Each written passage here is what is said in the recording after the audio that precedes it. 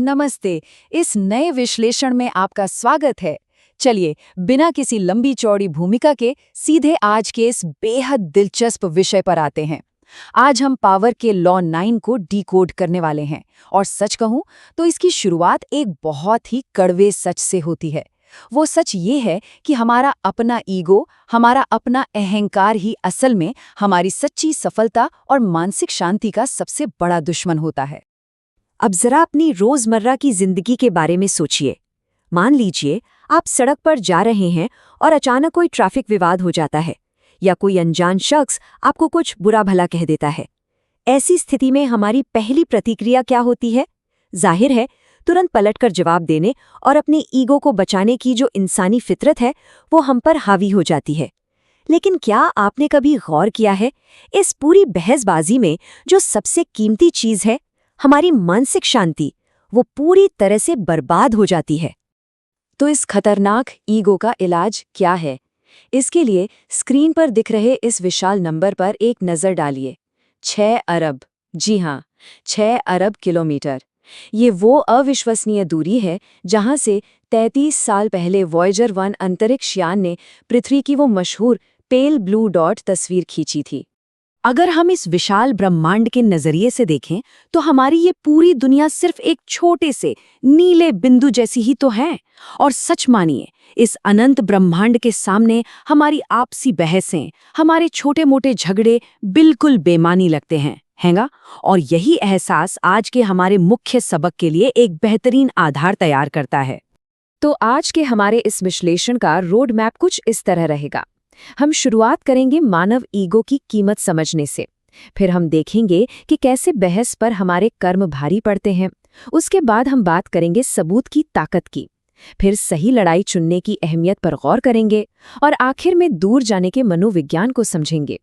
तो चलिए, ईगो को पीछे छोड़ते हैं और असल सशक्तिकरण की ओर बढ़ते हैं।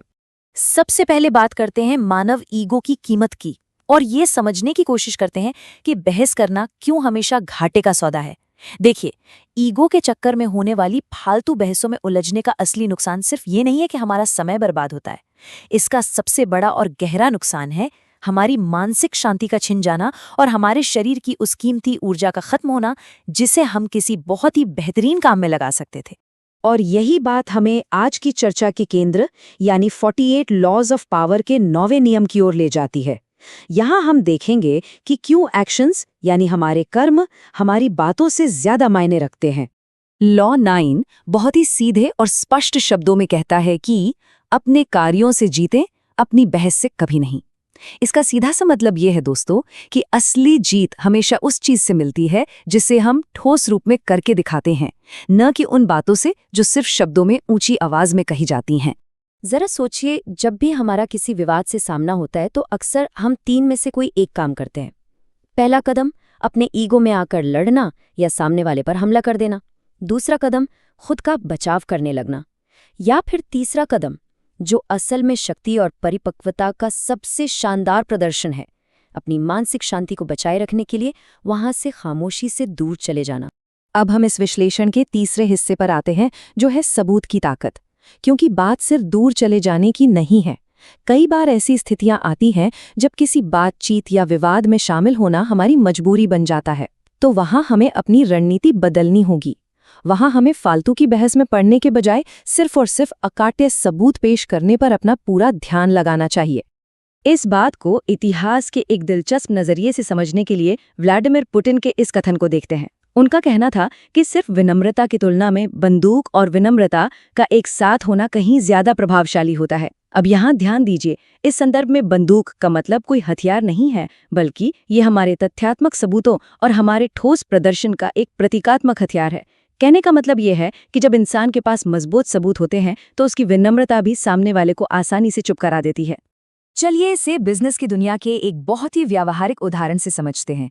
एक डिजिटल मार्केटिंग सर्विस की पिच के बारे में सोचिए।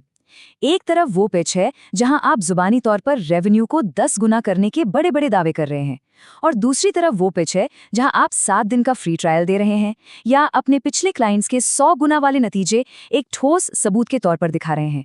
अब आप खुद ही बताइए, कौन सी पिच ज्यादा असरदार होगी?